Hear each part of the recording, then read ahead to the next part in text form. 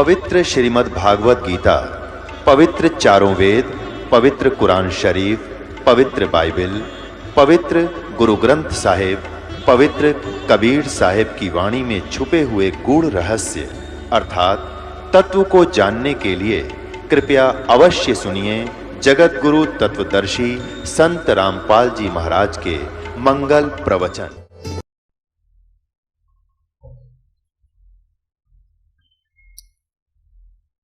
अब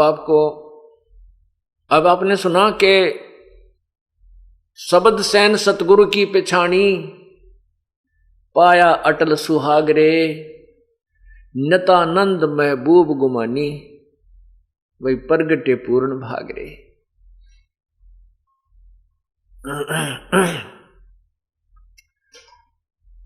शब्द San, San माने संकेत, इशारा। सतगुरु का हमने संकेत समझा। सतगुरु जी क्या बताते हैं कि मानुष जन्म दुर्लभ है भाई, मिले न बारंबार।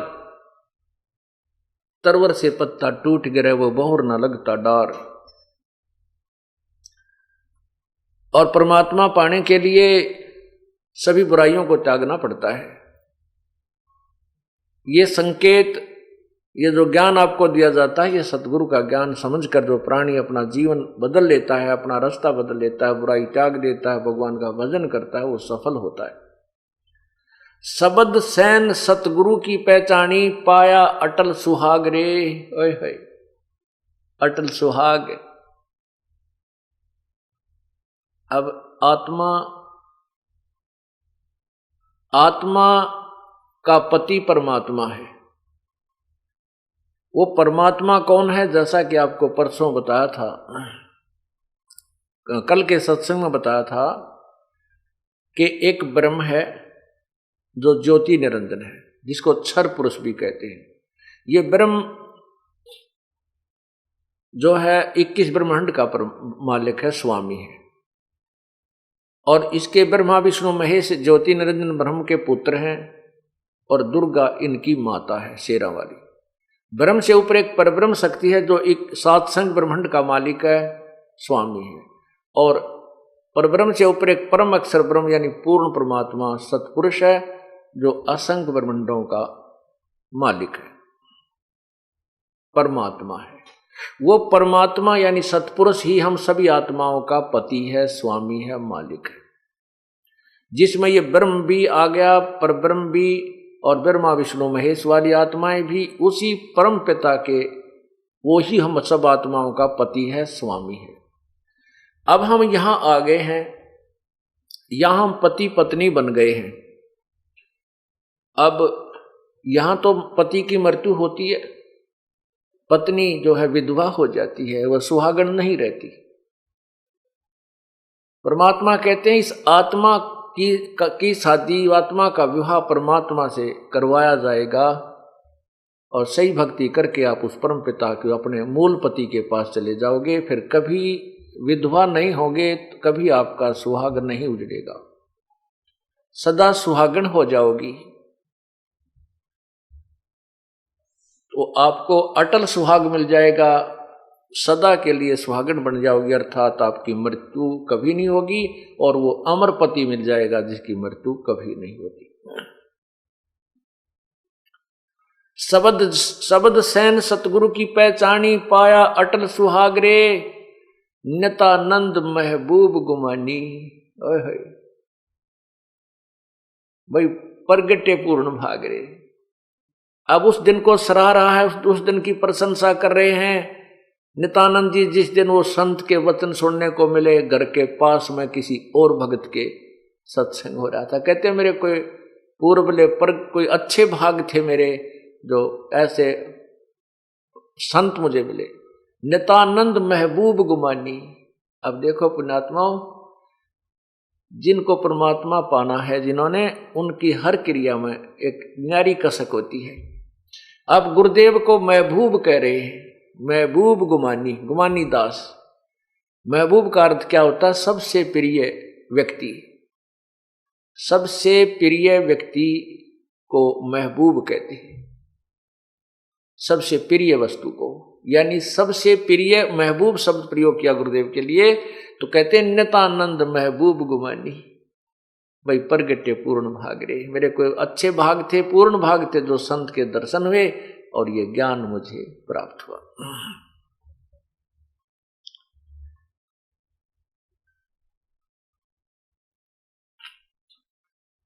अब उस अविनाशी परमात्मा के विषय में आपको जानकारी दी जाएगी। वो परमात्मा कौन है, कैसा है, कहाँ रहता है, उसका नाम क्या है।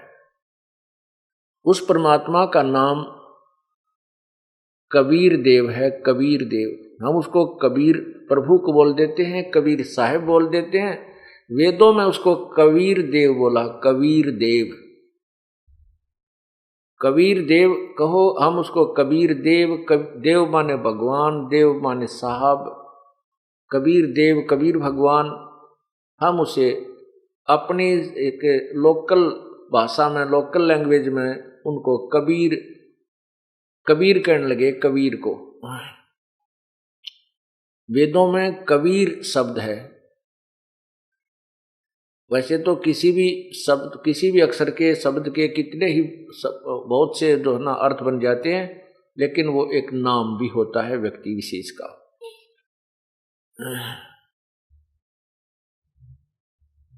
तो वो कबीर देव पूर्ण परमात्मा है।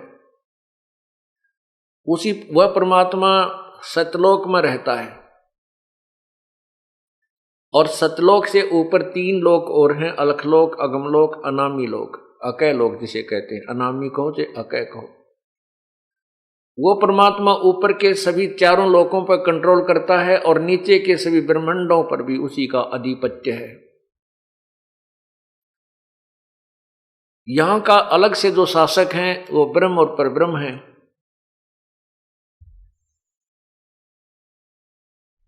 ये ब्रह्म कौन है? ये काल है। इसको श्राप लगा हुआ है, इसको एक बीमारी लगी हुई है कि 1 लाख मानव शरीरधारी मनुष्यों, मनुष्य यानी मानव शरीरधारी मनुष्यों को खाता है, और 1.25 लाख उत्पन्न करता है। उसके लिए इसने अपनी व्यवस्था कर रखी है। रजगुण ब्रह्मा से उत्पत्ति करवाता है, सतगुण विष्णु से ये हमारी सतिथि करवाता है, यहाँ पर एक दूसरे मोह ममता बना करके यहाँ रोके रखता है, और तीसरे शंकर जी से हमारा संहार करवा लेता है। इस प्रकार ये अपना ये 21 ब्रह्मांड का कार्य चला रहा है। ये काल भगवान, इस काल भगवान ने अपने संदेशवाहक दूत भेजकर यहाँ अज्ञान प्रचार करवा दिया।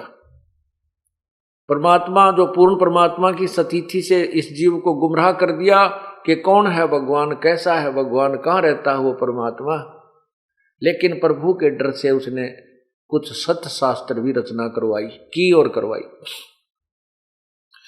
अब जैसे गीता और वेद सत्य शास्त्र हैं, शास्त्र तो सही लिख दिए और लिखवा दिए काल ने, लेकिन उसका ज्ञान अपने दूतों के द्वारा उसके विरुद्ध प्रचार करवा दिया।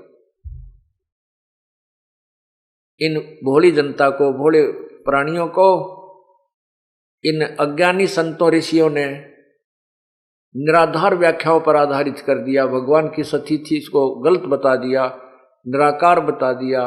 परमात्मा की भक्ति से कहते हैं प्रारब्ध का कर्म कटे नहीं, पाप नहीं कटते। इस प्रकार ये प्राणी नास्तिक होता चला गया, भक्ति से दूर होता चला जा रहा है और कष्ट पे कष्ट उठा रहा है।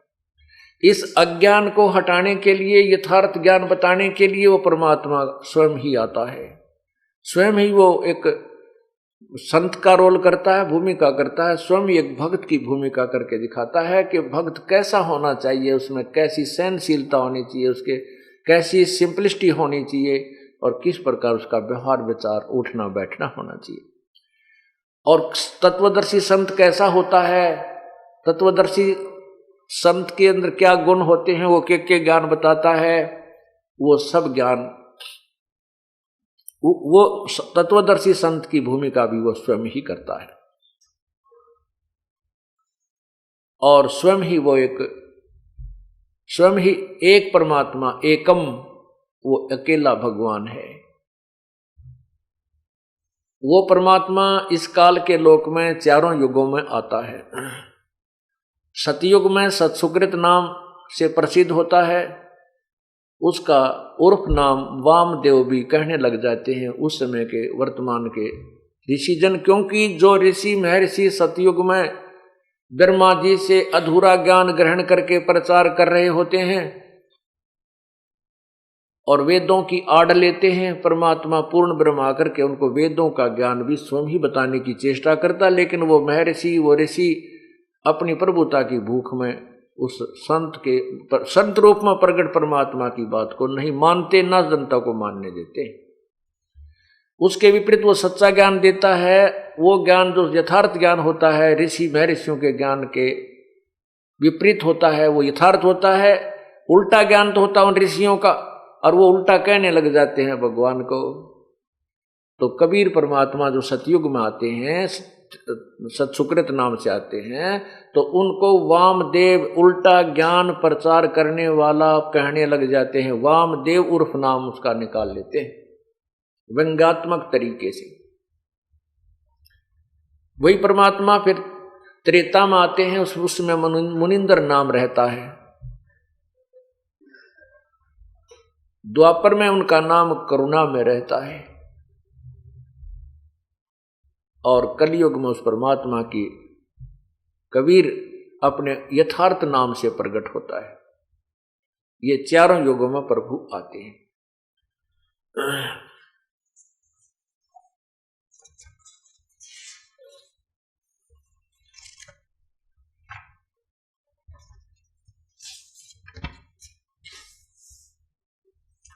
तो चारों युगों में आकर के परमात्मा अपनी लीला करके जाते हैं, ताकि वो की हुई लीलाएं अब कलयुग के अब भक्ति काल में आपके समक्ष हों और आपको विश्वास हो जाए कि परमात्मा कबीर जी ही है। सतयुग में सत्सुकृत अवतारा, त्रेता नाम मुनिंदर मेरा, द्वापर में करुणा में कहाया, कलयुग में कबीर कह टेरा। चारों युग में हम पुकारे, कूक कहा हम हेल रे, हीरे माणिक मोती बरसे ये जग चुगता ढेल रे। क्या बताते हैं कि चारों युगों में हम पुकारे, चारों युगों में आकर हमने ये आवाज लगाई है कि जो ज्ञान तुम ग्रहण कर रहे हो ये गलत है। एक पूर्ण परमात्मा की भक्ति ना करके तुम एक लाल को छोड़कर, हीरे मोतियों को छोड़कर कौडियों की ये डले इकट्ठे कर रहे हो, ये जो साधना दूसरी कर रहे हो। चारों युग में हम पुकारे, कूक कहा हम हेल रे, ये तत्व ज्ञान रूपी हीरे मोती बरसे यो जग चुगता ढेल रे। ढेल माने डले, डले ढो रहा है। गीता जी अध्याय नंबर 7 के मंत्र 14, 15, 21 से 23 और अध्याय नंबर 9 के श्लोक 21 से 23 और 25 में स्पष्ट किया है कि जो एक परमात्मा की भक्ति छोड़कर अन्य देवताओं की साधना वो भक्ति करते हैं, वो मूर्ख लोग हैं। और यही प्रमाण परमात्मा दे रहे हैं कबीर जी कि हम चारों युगों में आते हैं। कूक कूक कहा हम हेल रे, हमने आवाज लगा लगा कर जनता को समझाया और सच्चे ज्ञान रूपी हीरे मोती बरस रहे हैं, और सच्ची भक्ति ना करके ये लोग डले ढो रहे हैं, अन्य साधना अन्य देवताओं की पूजा कर रहे हैं। फिर क्या बताते हैं, सतयुग में मनु समझाया, कालवश रहा नहीं मार्ग पाया, उल्टा दोष मोहे लगाया, वामदेव मेरा नाम धराया। परमात्मा आकर अपनी महिमा बताते हैं कि उल्टा दोष मेरे पर लगा दिया और मेरा वामदेव नाम रख दिया। सतयुग में मनु समझाया, मनु जी को परमात्मा आकर मिले, उसने सोचा ये मनु जी बहुत प्रसिद्ध हैं और यदि ये मान जाएंगे तो सारे समाज को, भगत को, मनुष्यों को ये समझा देंगे, लेकिन ये मान बड़ा इस जीव को परमात्मा के निकट नहीं आने देती। अब मनु जी की महिमा हो रही थी, सब ऋषि जन उनका आदर करते थे। अब मनु जी भगवान की वाणी को नहीं माना, उल्टा उन्हीं को दोष दिया। सतयुग में मनु समझाया, काल वसरया नहीं मार्ग पाया। उल्टा दोष मोहे पर लगाया, वामदेव मेरा नाम धराया। सत सुकृत कम कहते थे, वामदेव ज्यादा कहने लगे। त्रेता में नर नील चिताया, लंका में चंद्र विजय समझाया।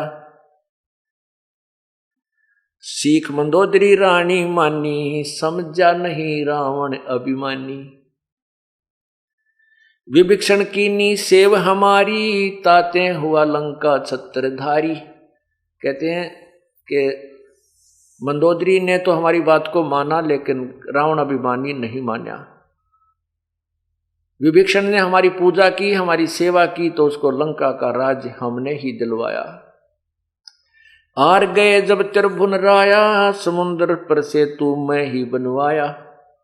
जब समुद्र पर पुल बना रहे थे, न वो नल नील से बन रहा था, ना भगवान श्री राम बनवाने में समर्थ थे, क्योंकि वो 3 दिन तक समुद्र में खड़े होकर के समुद्र से याचना कर रहे थे कि हे सागर राज, मुझे रास्ता दे दे। तब समुद्र ने एक विपर रूप धारण किया और बाहर आया, आकर के कहा, प्रभु आप ऐसा काम करो, लाठी भी ना टूटे और सर्प भी मर जावे, आप मुझे जलाओ मत। क्योंकि भगवान श्री राम ने अग्नि बाण निकालकर समुद्र को जलाना चाहा था। तब समुद्र ने मानव रूप धारण करके बाहर आकर के कहा था, समुद्र देवता ने, यानी इन प्रत्येक, जैसे सूर्य है, प्रकाश के जितने स्रोत हैं, और समुद्र है, वन है, पृथ्वी, इनका सब एक एक देवता होते हैं। वो जल देवता नहीं है, उस जल का कंट्रोलर, जैसे सिंचाई विभाग में चीफ इंजीनियर होते हैं, कंट्रोलर होते हैं, ऐसे वो देवता प्रकट हो गया उनके सामने आकर। तब उन्होंने बताया था कि आपके सेना में नल और नील नाम के 2 सैनिक हैं, इनके हाथ में शक्ति है। वो शक्ति नल नील को कैसे प्राप्त हुई थी, डिटेल में तो आगे बताऊंगा, केवल एक संकेत आपको देता हूं। पहले ये भूमिका बना रहे हैं इस सत्संग की। तो नल नील भी नहीं कर सके। परमात्मा कबीर मुनिंदर नाम से त्रेता युग में आए हुए थे। नल नील उनकी शरण में आए थे, तब उनको परमात्मा ने एक शक्ति दी थी कि उनके हाथ से कोई वस्तु पानी में नहीं डूबेगी। तो नल नील भी उस दिन अभिमानी बन गए थे, तो भी तभी परमात्मा ने स्वयं जा करके एक अक्षेत्र के पहाड़ के पत्थरों को हल्का कर दिया था अपनी शक्ति से। उस पहाड़ के पत्थरों को उठा करके समुद्र पर पुल बनवाया गया था। आर गए थे जब त्रिभुवन राया, समुद्र पर सेतु मैं ही बनवाया। 3 दिवस राम अर्ज लगाई, समुद्र पर गटे युक्ति बताई। नल नील की शक्ति बताई ही, नल नील में मस्ती छाई। उन्हें कीन्या याद गुरुदेव, ताते हम शक्ति छिन लेव। नल नील को लगी अंघाई, ताते पत्थर तेरे निभाई। मैं कीने हल्के वो पत्थर भारी, सेतु बंधा रघुवर सेना तारी। मैं कीने हल्के वह पत्थर भारी, वो भारी पत्थरों को मैंने हल्का किया था। तब सेतु बांध रघुवर सेना तारी।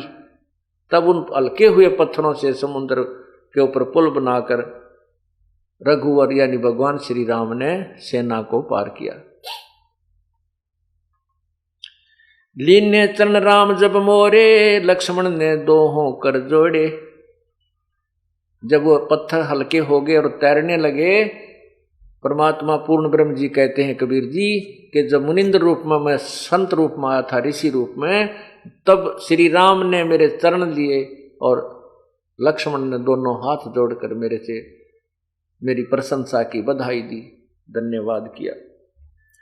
लीने चरण राम जब मोरे, लक्ष्मण ने 2 कर जोड़े। दोनों बोले एक विचार, ऋषिवर तुम्हारी शक्ति अपार। दोनों भाई राम और लक्ष्मण ने कहा कि हे ऋषिवर तेरी शक्ति अपार है।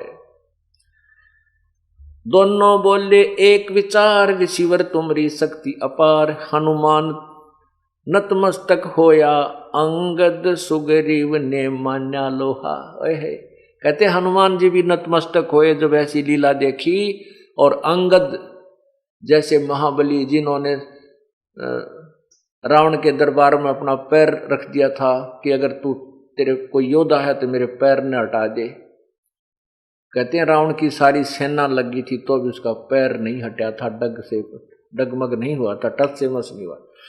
ऐसे महाबलियों ने, सुग्रीव जैसे विद्वान ने भी कहते हैं मेरा लोहा मान्या, अर्थात मेरी महिमा से प्रभावित हुए, मेरी शक्ति से प्रभावित हुए। परमात्मा स्वयं बता रहे हैं कबीर जी। हनुमान नतमस्तक होया, अंगद सुग्रीव ने मान्या लोहा। सेतु बंद का भेद न जाने भाई, सोके देने राम बड़ाई। सेतु बंद का मर्म न जाने भाई, यानी इसकी वास्तविकता परिचित नहीं है, और केवल कहते हैं श्री राम ने पुल बना दिया। श्री राम जी ने तो पुल नहीं बनाया, क्योंकि उन्होंने तो समुद्र से याचना की, समुद्र ने आके नलनील का नाम लिया।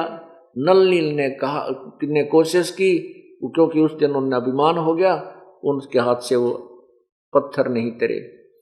फिर स्वयं परमात्मा को याद किया, प्रकट हुए और उनका पत्थर हल्के किए गए तो वो पुल बनाया। रामचंद्र कह कोई शक्ति नारी, जिन ये रची सृष्टि सारी। रामचंद्र जी तो खुद कहते हैं वो परमात्मा कोई और है जिसने सब ब्रह्मांडों को रचा है। अज्ञानी कह रामचंद्र रचने हारा, जिन दशरथ घर लीन अवतारा। ऐसी भूल पड़ी धर्मदासा, यथार्थ ज्ञान न किसी ही पासा। ऐसी भूल पड़ी धर्मदासा, कबीर परमेश्वर ने धर्मदास नाम के अपने एक भक्त को ये सब बताई। ऐसी भूल पड़ी धर्मदासा, यथार्थ ज्ञान ना किसी ही पासा।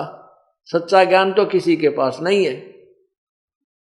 उआ बाई बकें ब्रह्म ज्ञानी, तत्व ज्ञान की सार न जानी। ये उआ बाई बकते हैं, ये ब्रह्म ज्ञानी कहलाते हैं, जिनको तुम ब्रह्म ज्ञानी कहते हो। जैसे आपने कल सुना था एक महर्षि का सत्यार प्रकाश के विचार पढ़े होंगे, और इनको हम ब्रह्म ज्ञानी कहते थे। उआ बाई बके ब्रह्म ज्ञानी, तत्व ज्ञान की सार न जानी। द्वापर पांडव यज्ञ पूर्ण कीनी, होगी थी सबकी हीनी। 88 बैठे ऋषिजन, सभी खाए लिया था भोजन। 33 कोट देवता सारे, शंख नहीं बजा रहे सब हारे। 12 करोड़ ब्राह्मण आए, बैठे सभी मुंह लटकाए। उस एक पांडवों ने एक अश्वमेघ यज्ञ रखी थी, उसमें एक शंख अलग से रखा गया था, पंचजन्य शंख, कि जो पूर्ण संत इसमें भोजन खा लेंगे उसी समय भंडारा पूर्ण होते ही ये शंख बजेगा। यदि शंख ने आवाज नहीं की शब्द तो वो समझो यज्ञ संपूर्ण नहीं हुई। उसके विषय में बताई जा रही है शॉर्टकट। 33 कोट 88 ऋषि बैठे जन, सभी खा लिया भोजन। 33 कोट देवता सारे, शंख नहीं बजा रहे सब आरे।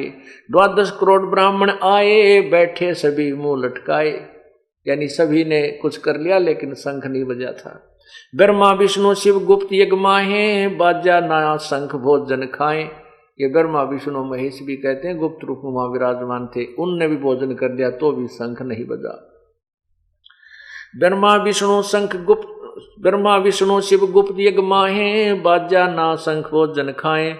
56 करोड़ यादव आरे, देख रहे तमाशा सारे। 56 करोड़ यादव वहां पर आए हुए थे और सभी ये तमाशा देख रहे थे। कृष्ण चंद्र पर लगी आशा भारी, नहीं बजा सके शंख बाल बिहारी। सभी पांडवों की या सभी उपस्थित ऋषियों की भगवान श्री कृष्ण के ऊपर आस थी कि ये भोजन खा लेंगे तो शंख बजेगा। कृष्ण चंद्र पर लगी आशा भारी, नहीं बजा सके शंख बाल बिहारी। वह भी शंख नहीं बजा सके। एक वाल्मीक साधक मारा, उन समझा ज्ञान तत्व सारा। परमात्मा कहते हैं द्वापर युग में एक वाल्मीक घर में जन्म था, जिसका सुदर्शन नामक एक भक्त था, उसने, वह मेरा सेवक था, यानी मेरे तत्व ज्ञान से परिचित था। उसके भोजन खाने से, अर्थात उसकी भोजन खाने से वो शंख बजा। एक वाल्मीकि साधक मारा, उन समझा ज्ञान तत्सारा। श्री कृष्ण जब ध्यान लगाया, निरंजन ने गुप्त भेद बताया। अब श्री कृष्ण जी, क्योंकि वहां का जो मुख्य यज्ञ करता था, पांडवों के गुरु जी थे, अब उनके किसी से भी जब शंख नहीं बजा तो श्री कृष्ण जी भी, ये भगवान विष्णु ब्रह्मा शिव जी भी दुखी होते हैं, इनसे कार्य पूरा नहीं होता है, तो ये किसी परम शक्ति की तरफ अपना ध्यान लगाते हैं और शक्ति की ओर। तो इनका जो कंट्रोलर है ज्योति निरंजन, ये ब्रह्म है, उसने गुप्त रूप से प्रेरणा की कि तुम्हारा काम मैं बताता हूं कहां से बनेगा। एक ऐसे वाल्मीकि नाम का एक साधक है, उसको तुम लाओ बुलाकर, तो तुम्हारा काम बनेगा। श्री कृष्ण जब ध्यान लगाया, निरंजन ने गुप्त भेद बताया। कृष्ण चंद्र पांडव समझाया, एक सुदर्शन भगत बताया। वह यज्ञ में आवे भाई, तब ये शंख बजा आवाज कराही। वाल्मीकि है साधक पूरा, पूर्ण प्रभु के चरण हजूरा। श्री कृष्ण जी पांडवों को समझा रहे हैं कि एक वाल्मीकि कुल में एक साधक है और वो पूर्ण है। पांचों पांडव चले सुदर्शन पासा, मैं कीन्या एक अजब तमाशा। परमात्मा कबीर जी धर्मदास को बता रहे हैं कि जो पांचों पांडव और कृष्ण जी मेरी तरफ रूप से सुदर्शन की झोपड़ी की तरफ चलने लगे, मेरे सेवक की तरफ, तो मैंने एक और तमाशा किया। पांचों पांडव चले सुदर्शन पासा, मैं कीन्या एक अजब तमाशा। भेज दिया सुदर्शन के ठोरा, सुदर्शन रूप धर बन बैठा बोला। परमात्मा कहते हैं मैंने अपनी गुप्त प्रेरणा से सुदर्शन जी को तो कहीं और भेज दिया, और उसके स्थान पर मैं खुद बोला बड़ा वैसा ही बनकर बैठ गया। 6 जनों मोए अष्टांग लगाई, तब मैं वाके संग यज्ञ में आई। मोए देख मन में सब हंसी आई, यह शूद्र कैसे शंख बजाई। जब उनके साथ यज्ञ में आया तो वहां मैं ऋषि बैठे थे, और मेरी वेशभूषा को देख करके एक वाल्मीकि यानी एक शूद्र की वेशभूषा मुझे देखकर सब ने हंसी आई, और लोग सोचने लगे, ये कहने लगे कि ये कैसे शंख बजाएगा, ये काहे का ऋषि ढूंढ के लाए हैं। अब परमात्मा, ये तो एक कहानी है कि परमात्मा आए फिर उनका यज्ञ संपूर्ण हुआ, ये आगे बताएंगे आपको। अब आपको बताते हैं कि परमात्मा चारों युगों में आते हैं। सतयुग में सतसुकृत नाम से आए थे, वो आपको बता दिया कि उस समय बहुत ही कम भक्तों ने नाम उपदेश लिया, लेकिन परमात्मा ने अपना ज्ञान का प्रचार पूरा किया और अपनी सतिथि वहां पर पूरी दृढ़ बनाई। उसके बाद त्रेता युग में जो मुनिंदर रूप में परमात्मा आए, ये नल और नील ये दोनों आपस में मौसी के बेटे थे, अर्थात इनकी माता सगी बहन थी। इनका माता पिता कि दोनों के ही शरीर त्याग गए थे छोटी ही उम्र में, और ये मानसिक और रोग से दोनों पीड़ित थे। इनके ऊपर 3 ताप का कष्ट था। इन्होंने अपने कष्ट निवारण के लिए तत्कालीन सभी ऋषियों महर्षियों के पास अपना उपचार, अपना भक्ति मार्ग से, भक्ति विधि से, आध्यात्मिक तरीके से उपचार करवाया। वेदों से भी औषधियां खाई, कोई भी काम नहीं आई। सभी ऋषि महर्षियों ने अपनी विधि बताई, बेटा ऐसे कर लो ऐसा कर लो। उन्होंने जब सब कुछ कर लिया, सब जंतर मंत्र किए, सब जो उन्होंने जाप बताया था जाप किया, जो धर्म बताया था वो धर्म किया, वो पुण्य किया, साधना की, अनुष्ठान किए, लेकिन फिर भी उनको कोई राहत नहीं मिली। तब ऋषि महर्षियों ने जिनके पास वो जाते थे उनको बताया, बेटा ये तुम्हारे प्रारब्ध का कष्ट है, ये तो भगवान ने तुम्हारे भाग्य में लिखा है, और भाग्य के लिखे को हम कोई भी नहीं मिटा सकता, विधाता के लिखे को कोई नहीं मिटा सकता। आप परमात्मा की भक्ति करते रहो, आपका भविष्य का जीवन अच्छा बनेगा। पुण्यात्माओं, तत्व ज्ञान का और इस लोक वेद का इतना ही अंतर है। तत्व ज्ञान में यह बताया जाता है कि परमात्मा की, पूर्ण परमात्मा की भक्ति से सर्व रोग और सर्व ताप खत्म हो जाते हैं। प्रारब्ध में लिखा हुआ कर्म, पाप कर्म भी कट जाता है, समाप्त हो जाता है। और लोक वेद के आधार से ये संत ऋषि जन बताते हैं कि किया हुआ कर्म तो भोगना ही पड़ता है। ये तब तक भोगना पड़ता है जब तक उसको कोई कष्ट निवारक संत ना मिले, तत्वदर्शी संत नहीं मिलता। जैसे किसी के पैर में कांटा लग गया हो और वो किसी के पास जाता है कि मुझे ये पीड़ा क्यों हो रही है, वो बताता है देख करके तुझे कांटा लगा है, कांटे के कारण तुझे पीड़ा हो रही है। और वो कहे कि कांटा तो मैं निकाल नहीं सकता, ये तो तेरे लगा ही रहेगा, तू ऐसे कर ये जूते पहन ले, तुझे भविष्य में कांटा नहीं लगेगा। जूता, कांटा लगे पैर में, जूता पहना नहीं जा सकता। वो तो जूता निकले और फिर जूता, वो कांटा निकले फिर जूता पहने, इस डर से है भगवान कहीं फिर कांटा ना लग जाए। अब आपके ऊपर कोई आपत्ति आई है, आपके कोई टेंशन बनी है, टेंशन किस कारण से बनी है?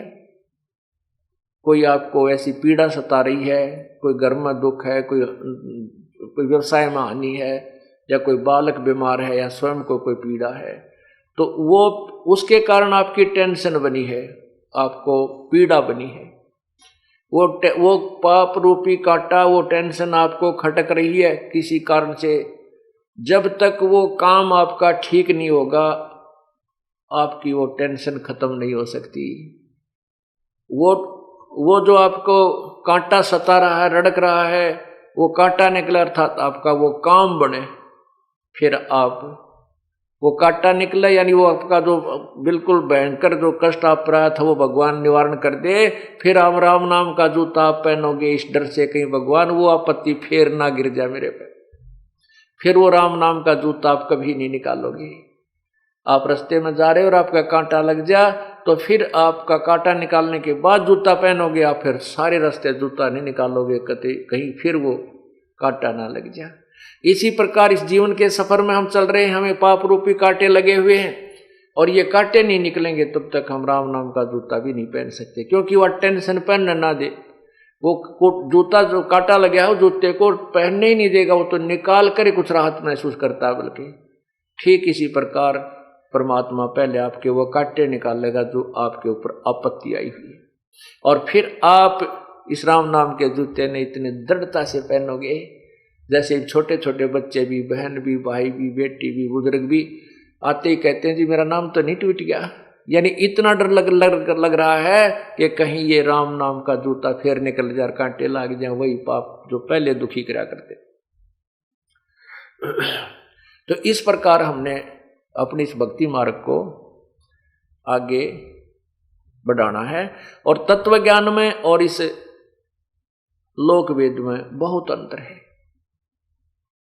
लोक वेद तो आप सुन ही रहे थे, महर्षियों की और ऋषियों की, वर्तमान के जितने भी संत हैं या पहले के जितने भी, एक कबीर परमात्मा को छोड़कर और वेदों और गीता जी के ज्ञान के अतिरिक्त अन्य जितने भी अपने हिंदू समाज के अंदर प्रचलित संतों ऋषियों की थ्योरी की अपनी बनाई हुई पुस्तकें हैं या उनका ज्ञान है, उनने देख लो उठाकर, सब में ये भरा हुआ है कि कराया हुआ कर्म तब भोगना पड़ेगा, प्रारब्ध तो कट ही नहीं सकता।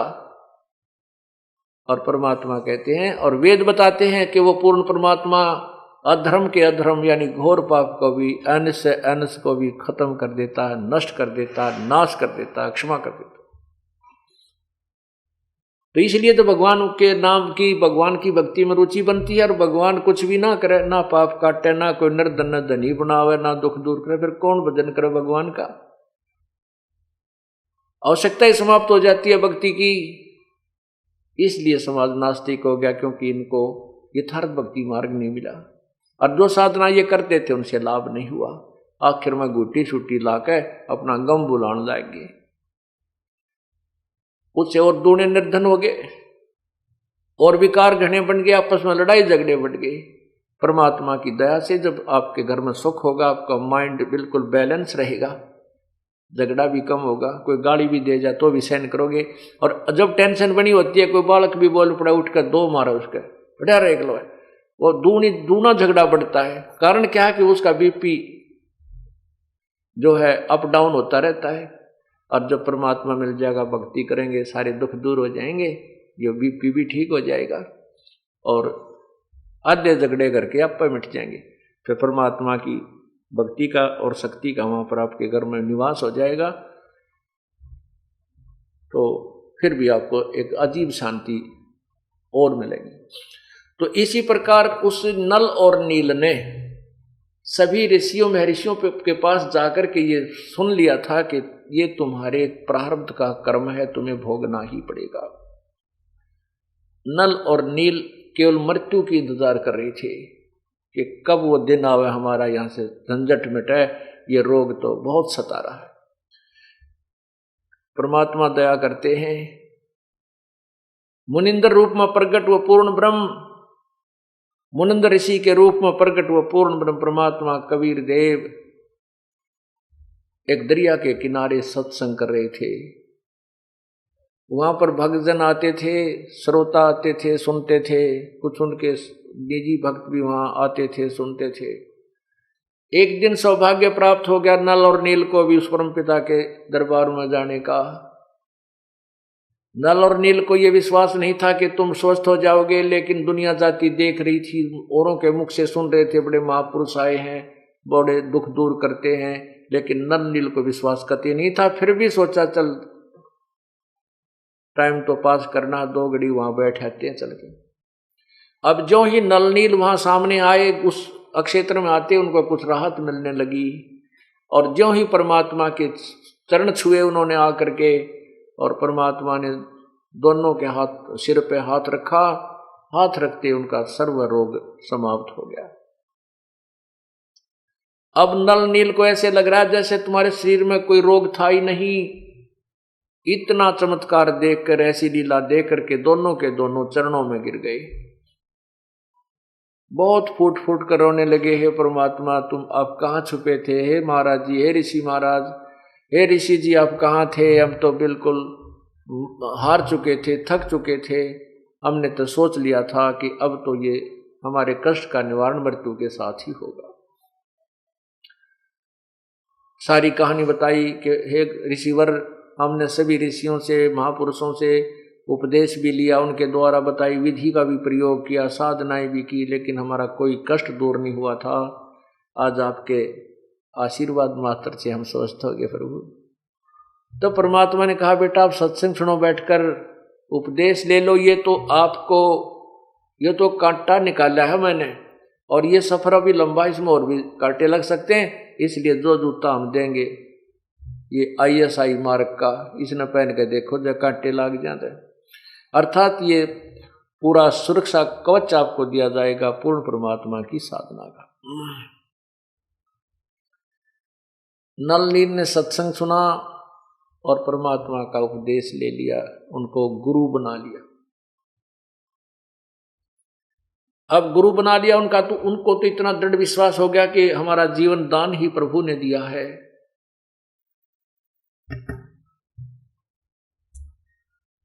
और सत्संग के अंदर वचन सुना करते थे। क्या वचन सुनाते हैं संत जन? कि भाई जैसे कपड़ा मैला हो जाता है, उस कपड़े के मैल को साफ करने के लिए कई विधि अपनाता है धोबी। कुछ तो मैल ऐसे होते हैं, कुछ तो मैल ऐसा होता है जो केवल पानी में धोन मात्र से समाप्त हो जाता है। कुछ ऐसा मैल होता है उसको साबुन ही लगा करके नष्ट किया जा सकता है। कुछ ऐसे दाग होते हैं जो ड्राई क्लीन से होते हैं। ठीक इसी प्रकार हमारी आत्मा जो अंतःकरण रूपी कपड़ा बहुत युगों से मैला हो चुका है, इस मैल को यानी पाप कर्मों को नष्ट करने की विधि कई प्रकार की अपनानी पड़ेंगी।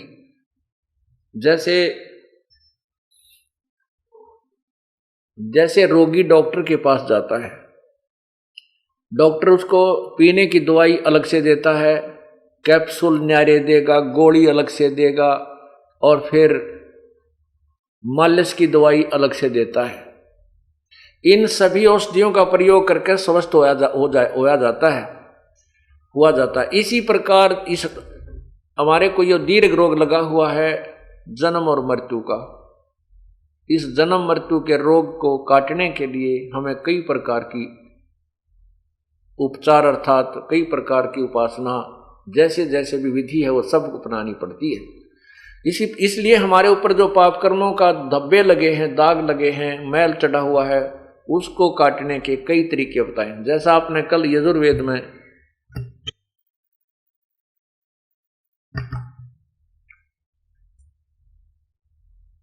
पढ़ा के दान देने वाले के पाप को परमात्मा नष्ट कर देता है। फिर भक्ति कर्म चाहे देवता करो, देव माने चाहे ऋषि करो चाहे भक्त करो, सभी के पापों को वो पूर्ण परमात्मा नष्ट करता है। इसी प्रकार जैसे कुछ तो पाप ऐसे हमारे सेवा से कटेंगे। यहाँ सत्संग में आने से हम जितनी कुछ सेवा करेंगे, कोई जिसकी भी जैसी इच्छा है, जैसी भी उसका शरीर काम कर सकता है, नियत यार मैं सेवा करूं। यहाँ पर केवल एक प्रभुता की भूख लेकर नहीं आवे, एक रोगी बनकर आवे। जैसे डॉक्टर के पास रोगी कितना ही सेठ हो चाहे अफसर हो अधिकारी हो, जब उसको ये पता चल जाएगा कि तुझे कोई भयंकर बीमारी है और वो क्लियर नहीं हो पा रही है, उसके ट्रीटमेंट के लिए जो हॉस्पिटल में जाता है तो उस समय वो भूल जाता है तू कौन है, तू क्या है। वो अपने आप को एक रोगी समझता है और रोग कटाना उसका उद्देश्य होता है। डॉक्टर के पास उसके नखरे नहीं होते। जहाँ डॉक्टर कहता है लेट जा, वो लेट जाता है। वो कहता है वहाँ जाइए रिपोर्ट लेकर, वो चल पड़ता है। वहाँ बैठ जाइए, वहाँ इंतजार करता है। इसी प्रकार हमने सत्संग में आकर के अपने आप को उस रोगी की तरह समझना चाहिए कि हमारे जन्म मृत्यु का दीर्घ रोग लगा हुआ है और गुरुजी वहाँ पर डॉक्टर होते हैं, उनके हर एक आज्ञा का पालन करना हमारा कर्तव्य बनता है। तो यहाँ पर आओगे तो सेवा करने की नीत हो। जैसे कोई कुछ भी काम चल रहा है, क्योंकि यहाँ पर कहीं शेड लग रहा है कि तो चिनाई हो रही है या कोई खाने पीने का व्यवस्था है या बस ये टाट बिछाने हैं, तो एक भक्त टाट बिछाने लग रहा है तो आपकी नीयत हो उठ कर मैं भी मदद करूं। अगर वो ज़्यादा हो जाते हैं, नीयत आपकी रहे कि मैं करूं। अगर आपका समय नहीं मिलता है, आपको नहीं, और भक्त काफ़ी कर रहे हैं, आप चेष्टा भी करते हो करने की, नहीं भी अवसर मिलता है, आपकी नीयत है सेवा करने की, तो आपकी वो सेवा परमात्मा के चरणों में गिनती हो जाएगी कि इसकी नीयत है करने की, तो आपकी सेवा ही काउंट हो जाएगी। वो सेवा में आपका वो लिखा जाता है कर्म। भाव ये है कहने का कि नो शर्म नहीं मानना कि मैं इतना बड़ा अधिकारी हूँ या बड़ा सेठ हूँ या मैं नो हूँ, मैं मैं बिछाऊंगा मन शर्म आओगी। हो सकता है 1 2 3 बार आने में तो कुछ दिन ये महसूस हो सकता है, फिर बार बार आओगे तो वो अमरोड भी खत्म हो जाएगी, क्योंकि ये अमरोड खत्म करें पार पड़ेगी। तो इस प्रकार कोई किसी प्रकार की भी सेवा है, उस सेवा से भी हमारे कुछ पाप नष्ट होते हैं। दूसरा यह है कि हम जो सुबह शाम दोपहर के नित्यनेम करते हैं, यह ज्ञान यज्ञ है, ये सत्संग है, यह ज्ञान यज्ञ है। एक धर्म यज्ञ है जो भंडारा चल रहा है परमात्मा के, हंस आते हैं, सदा व्रत दिन रात चलता है यहाँ भगवान का। ये इसमें जिस चीज का भी जो सहयोग है वो धर्म यज्ञ हो रही है। किसी का 1 रुपया, किसी के 100 रुपये, किसी के 1000 रुपये, किसी के 10,000, किसी के लाख, उनकी उसी रेशो में आपको पुण्य मिल रहा है। ये धर्म यज्ञ है। एक यहाँ पर हवन यज्ञ चल रही है, जो हमने ज्योति जगा रखी है। जितने पाठ चलते हैं प्रत्येक की एक ज्योति जगाते हैं। एक ज्योति में लगभग 3 दिन के अंदर 1 किलो घी, 750 ग्राम घी, अच्छी मोटी ज्योति बन जाता है 1.25 किलो घी भी लग जाता है। अब ये तो 5 दिन चलेगा। तो इस प्रकार ये हवन यज्ञ हो रहा है। इस 5 दिन के अंदर लगभग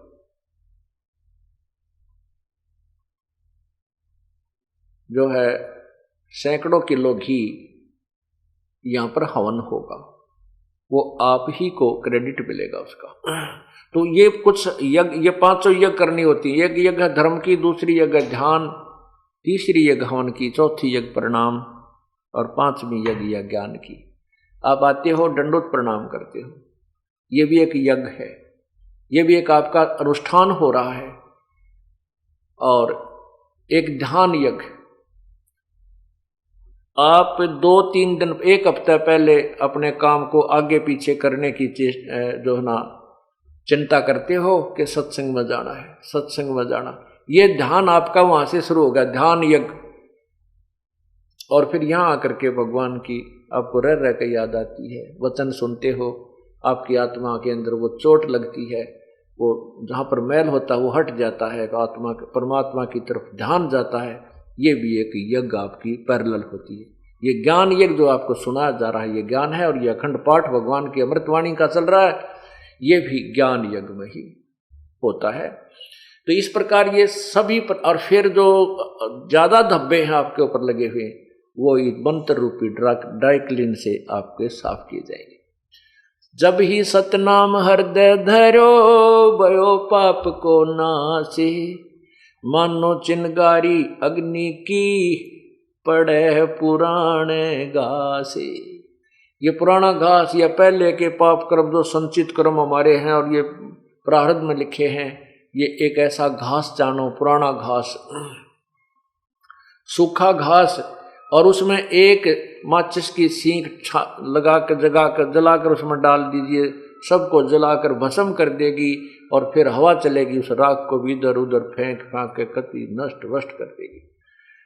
इसी प्रकार ये सतनाम, सच्चा नाम जो है, इस नाम के भजन से, जाप से, पूरे गुरुते लेकर के आपके सभी पापों को नष्ट कर दिया जाएगा। तो कुछ पाप ये ऐसे हैं जो इस सतनाम से और सारनाम से कटेंगे। और ये तीनों ताप क्या होते हैं? कोई देव रुष्ट हो जा, कोई किसी पर जंतर मंत्र कर दे, गाल गलवा दे, टूना टोटका करवा देता है, और कोई किसी को शराप दे देता है, कोई देवता रूस गया, हमारी भैंस ने दूध ना दिया, हमारा खेड़ियाड़ा बाबा रूस गया। तो ये परमात्मा का नाम लेने के बाद सब ठीक हो जाते हैं, कोई रुष्ट नहीं होता, ना ही कोई किसी का टूना टोटका हमारे नाम लिए प्राणी के ऊपर नहीं हो सकता, ये गारंटीड बात है। नहीं उस पर किसी के श्राप का असर होगा। यदि देखो हम गलती करेंगे नहीं, यदि हम गलती करेंगे तो फिर तो कोई भी गलती हमारे ऊपर अटैक कर सकता है।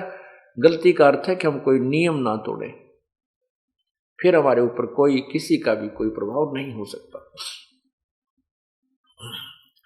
तो इस प्रकार हमारी जो ये क्रिया है सत्संग में आकर हमें करनी चाहिए। तो नल और नील को यह बात समझ में आ गई, उनके बात ये समझ में आ गई कि भाई धन हमारे द्वारा नहीं जो दान कर दिया, हम अपने शरीर से सेवा करेंगे। सुमन गुरु जी ने देवाइयों भी खूब करेंगे और अपने शरीर से सेवा करेंगे, हम इसी से सारा लाभ ले लेंगे। इस उद्देश्य से उन्होंने सत्संग में आने वाले बूढ़े बुजुर्ग जो बीमार, क्योंकि परमात्मा आया करें जब ये दुख दूर करते हैं, उनके सतूर के दरबार में भी पता नहीं कितने दुखी जाया करते थे, और सब को वहाँ सत्संग में बैठाया जाता था। देखो पुण्यात्माओं, कुछ तो आप में से ऐसे भी भक्त हैं, ऐसी बहन बेटी भाई हैं जिनके आते ही दुख दूर हो गए, आशीर्वाद से भी ठीक हो गए, नाम लेते उससे दिन भी ठीक हो गए। और कुछ एक ऐसे हैं जो अभी तक उनको 2 दिन, 10 दिन, 20 दिन, महीना, 2 महीने भी लग सकते हैं। ये परमात्मा की लीला समझना, ये मत समझना कि ये भगवान के घर में कुछ ना हो रहा है, सब कुछ होगा। उसके अपने तरीके हैं, अपना ट्रीटमेंट है, उसको कैसे करना है। अब जिनके परमात्मा ने आते ही दुख दूर किए, उसको पता था कि ये भागेंगे नहीं और दूने दर्द होंगे। कुछ ऐसे हैं जो बहन भाई भगत हंगा करके लाओ, चल हमारे गुरु जी दौरा, जाते ठीक हो जाओगे, जाते ठीक हो जाओगे। ज्ञान उनको समझाते नहीं, तो वो आ जाते हैं अपने दुख निवारण करने के लिए। प्रभु को पता होता है कि जब ये ठीक हो गए तो ये बोर्ड करनी होंगे, तो झाड़े लवानी है, तो उनको नहीं करेंगे ठीक।